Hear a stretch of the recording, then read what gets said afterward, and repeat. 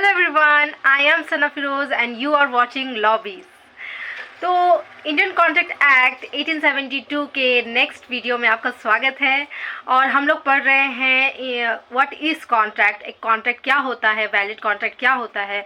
तो मैंने आपको पहले ही बताया कि एक वैलिड कॉन्ट्रैक्ट में ये सब चीज़ें होनी ज़रूरी है, जिसमें हम लोगों ने प्रपोजल ऑफ़र को हम लोगों ने देख लिया था, हम लोगों ने एक्सेप्टेंस प्रॉमिस को देख लिया था, टर्म प्रॉमिसर एंड प्रॉमिसी को हम लोगों ने पढ़ लिया था।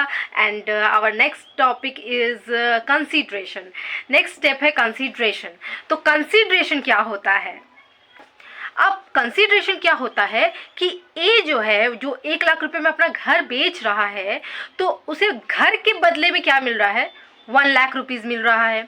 और जो बी है, जो 1 लाख रुपीज़ दे रहा है, उसे उसके बदले में क्या मिल रहा है? एक घर मिल रहा है।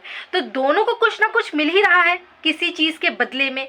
मतलब ए अगर अपना घर दे रहा है तो उसे बदले में क्या मिल रहे हैं? पैसे मिल रहे हैं 1 लाख रुपीज़। और जो बी है वो पैसे दे रहा है, लेकिन बदले में उसे क्या मिल रहा है? एक घर मिल रहा है। तो कुछ किसी चीज़ के बदले में कोई चीज़ मिलना ही कंसीडरेशन होता है। ठीक है, तो ये टर्म हुआ कंसीडरेशन। ठीक है, इस स्लॉट में देखते हैं नेक्स्ट टॉपिक क्या है? एग्रीमेंट। तो एग्रीमेंट क्या होता है? ये सभी चीज़ें मिलकर एक क्या बना गया? कंसीडरेशन जैसे ही हुआ, कंसीडरेशन होने के बाद ये सभी चीज़ें मिलकर एक एग्रीमेंट रेडी कर देता है।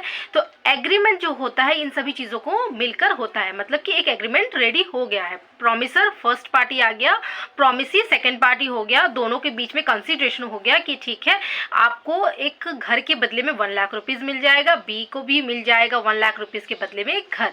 ये कंसीडरेशन होने के बाद दोनों के बीच में एक एग्रीमेंट रेडी तो हो गया कि इन दोनों के बीच में एक एग्रीमेंट हो गया है। अब इसके बाद आता है इन्फोर्समेंट ऑफ लॉ। अभी तक ये सिर्फ एग्रीमेंट हुआ है, इसमें कोई लॉ इन्फोर्स नहीं हुआ है। तो इन्फोर्समेंट ऑफ लॉ लगने के बाद, ये इन्फोर्समेंट ऑफ लॉ लगने के बाद ये फाइनली बन जाता है एक कॉन्ट्रैक्ट। ठीक है, एक एग्रीमेंट कॉन्ट्रैक्ट तभी बनता है जब उसमें लॉ इन्फोर्स होता है। विदाउट इन्फोर्समेंट ऑफ लॉ कोई भी एग्रीमेंट जो है वो कॉन्ट्रैक्ट नहीं बन सकता है। एक कॉन्ट्रैक्ट बनने के लिए उसमें लॉ इन्फोर्स होना बहुत ज़रूरी है। लॉ इन्फोर्स होने का क्या मतलब होता है? मान लीजिए आपने एक एग्रीमेंट बनाया, ठीक है, प्रॉमिसर और प्रॉमिसी के बीच में एक एग्रीमेंट हुआ, लेकिन अगर आगे चलकर उन दोनों के बीच में कुछ भी डिस्प्यूट होता है, डिस्प्यूट मतलब कुछ भी अगर रंजिश होती है, दोनों के बीच में कोई भी अपना ड्यूटी अगर परफॉर्म ना करे, अगर एक पार्टी ने अगर परफॉर्म करने से मना कर दिया या फिर एक पार्टी ने ही कुछ इस तरह का काम कर दिया जो कि कॉन्ट्रैक्ट एग्रीमेंट को जो है वॉयलेट कर सकता है, तब नेक्स्ट पार्टी का तो नुकसान हो जाएगा। तो वो क्या होगा? सेकंड पार्टी क्या करेगी? वो लॉ की मदद लेगी, वो जाएगी कोर्ट, एंड कोर्ट उस पर फैसला सुनाएगी कि उस एग्रीमेंट का क्या करना है, उस कॉन्ट्रैक्ट का क्या करना है।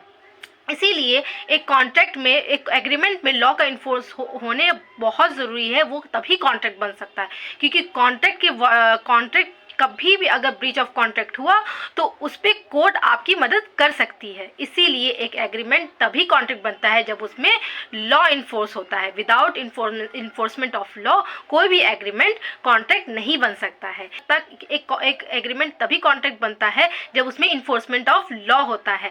क्योंकि एग्रीमेंट में इन्फोर्समेंट ऑफ लॉ नहीं होता, इसीलिए एग्रीमेंट कॉन्ट्रैक्ट नहीं हो सकता।